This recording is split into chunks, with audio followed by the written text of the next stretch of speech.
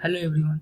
Today we are going to discuss about Form Schedule G of the Form 1120, information on certain persons owing the corporation's voting stock. It consists of two parts. It's a single page form. We use Schedule G of Form 1120 to provide information applicable to certain entities, individuals and estates that own directly 20% or more and or own directly or indirectly 50% or more of the total voting power of all classes of the corporation's stock entitled to vote. Who must file Schedule G? Every corporation that answers yes to Form 1120 Schedule K question 4A or 4B must file Schedule G to provide additional information requested for certain entities, individuals and states owing the corporation's voting stock. Constructive ownership of the corporation. For purpose of Schedule G, the constructive ownership rules apply to ownership of interest in corporation stock and ownership of interest in the profit, loss or capital of a partnership. An interest in the corporation owned directly or indirectly by or for another entity, corporation, partnership, estate or trust is considered to be owned proportionately by the owners, shareholders, partners or beneficiaries of the owning entity. Also under section 267C, an individual is considered to be own an interest owned directly or indirectly by or for his or her family. The family of an individual includes only that individual's spouse, brothers, sisters, ancestors and other descendants. An interest will be attributed from an individual under the family attribution rules only if the person to whom the interest is attributed owns a direct or an indirect interest in the corporation under section 267C subsection 1 or 5. However, for purpose of these instructions, an individual will not be considered to own under section 267C2 an interest in the corporation owned directly or indirectly by a family member unless the individual also own an interest in the corporation either directly or indirectly. So this is a bit a complicated thing. You can see the part 1 for certain entities owning the corporation's voting stock. So guys, and part 2 for certain individuals and states owing the corporation's voting stock. So if on schedule K line number 4A or 4B, if that is the answer is yes, then schedule G will come into picture on form 1120. Part 1. If the corporation answered yes to form 1120 schedule K question 4A, list each foreign or domestic corporation, partnership, trust or tax exempt organization that owns at the end of the tax year directly 20% or more or owns directly indirectly 50% or more of the total voting power of all the classes of the corporation stock entitled to vote. Indicate the name of the entity, employer identification number if any type of the entity, corporation, partnership, trust or tax exempt organization, country of the organization and the percentage owned directly or indirectly of the voting stock of the corporation. For an affiliated group, filing a consolidated tax return lists the parent corporation rather than the subsidiary members. List the entity owner of a disregarded entity rather than the disregarded party is an individual rather than an entity. List the individual in part 2. Now coming to part 2. Certain individuals and states owing the corporation's voting stock.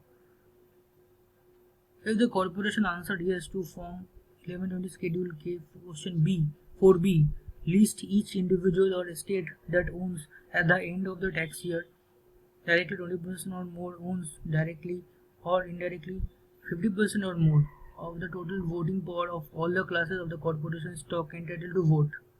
Indicate the name of the individual or state, taxpayer identification number, country of citizenship, or for an estate the citizenship of the descendant and the percentage owned directly or indirectly in the voting stock of the corporation. So guys, I will show you in the software so that you will have a better idea. So guys, this is schedule K. Let me show you here.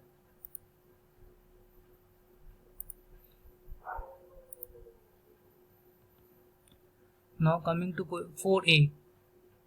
Foreign or domestic corporation, partnership, trust or tax exempt organization owns directly 20% or more, owns directly or indirectly 50% or more of the corporation stock, total voting power. So if this question is tick G1, if here you enter the information of the name of the entity, EIN, type of entity, country of organization, percentage owned in the voting stock, then it should flow to part 1 of schedule G 1120. See, you can see schedule G part 1. Part 1 to complete the fields below. If the foreign or domestic corporation, partnership including an entity treated as a partnership directly or indirectly 20% or 50% or more the total voting power of all the classes of corporations stock entitled to vote. Now coming to 4B, individual or state. So this is about foreign or domestic corporation, partnership or trust, and this is 4B about individual or state owns directly 20% or more, owns directly or indirectly 50% or more of the corporation stock, total voting power. G2 screen. This is schedule G part 2. Here I have the information of the individual name, ID, citizenship and the percentage of vote. That's why I have reported here the information. Now if you tick either of 4A or 4B, since my answer was 4B, yes, that's why it is showing schedule G, and you can see part 2 information is available here.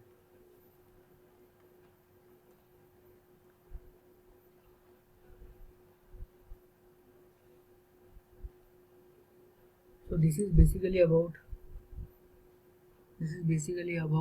our schedule G of 1120. There is some example like A owns directly 50% of the voting stock of corporation X. B, the daughter of A, does not own directly any interest in corporation X and does not own indirectly any interest in corporation X through any entity, corporation, partnership, trust, estate. Therefore, the family attribution rule do not apply, and for the purpose of part 2, the 50% of interest on A in the corporation X is not attributable to B. So there are different examples regarding schedule G. You can go through IRS publication website and have better idea on this. So basically schedule G is about to inform the information applicable to certain entities, individuals or states that own directly 20% more or own directly or indirectly 50% or more of the total voting right or power of the classes of the corporation stock entitled to vote. Who must file? Every corporation that answers yes to form 1120 schedule K, question 4A or 4B must file schedule G to provide the additional information requested for certain entities, individuals and states owning the corporation's voting stock. Part 1. If the corporation answered yes to form 1120 schedule K. Here. This part. List each foreign or domestic corporation, partnership, trust and tax exempt organization that owns at the end of the year directly 20% or more or owns directly or indirectly 50% or more of the total voting power of all the classes of the corporation stock entitled to vote. Here you need to provide the name of the entity, employee identification number, country and the percentage owned in the voting stock. Now coming to part 2. Part 2, if the answer yes of the question 4B of schedule K, list each individual or state that owns at the end of the tax year directly 20% or more or owns directly or 50% or more of the total voting power of all the classes of the corporation stock entitled to vote. Indicate the name of the individual or state, taxpayer identification number, country of citizenship, percentage owed directly or indirectly and of the voting stock of the corporation. So guys, this is all about schedule G of form 1120. Hope you have understood. Goodbye.